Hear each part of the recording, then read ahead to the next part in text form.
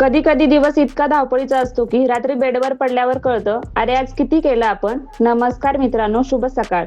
सकाळी उठल्यावर किचन मध्ये गेले, लगेच स्वयंपाकाला सुरुवात केली. सुकी भाजी केली, साईडला चहा उकळत होता.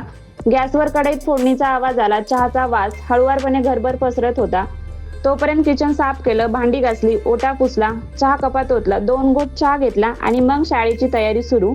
डब्बा भरला. आज डब्यात द्राक्षे आणि पेरू ठेवले. बॅग भरली आणि मी निघाले शाळेकडे. शाळेतून आल्यानंतर आराम नाही, कारण संध्याकाळी एका कार्यक्रमाला जायचं होतं. तयारी करून तिथे पोहोचलो. सगळीकडे लाइटिंग, लोकांची गर्दी. स्टेजवर छान कार्यक्रम सुरू होता. आम्ही थोडा वेळ सगळं विसरून एन्जॉय केलं. थोडा नाश्ता केला, थोडं जेवण केलं आणि छान वातावरण होतं. घरी परतताना थोडा उशीर झाला.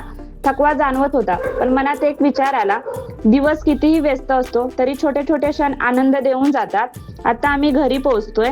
पुन्हा भेटू पुढच्या व्हिडिओमध्ये. व्हिडिओ आवडला तर लाईक करा, शेअर करा आणि आपल्या चॅनलला सबस्क्राईब करा. पुन्हा भेटू. बाय.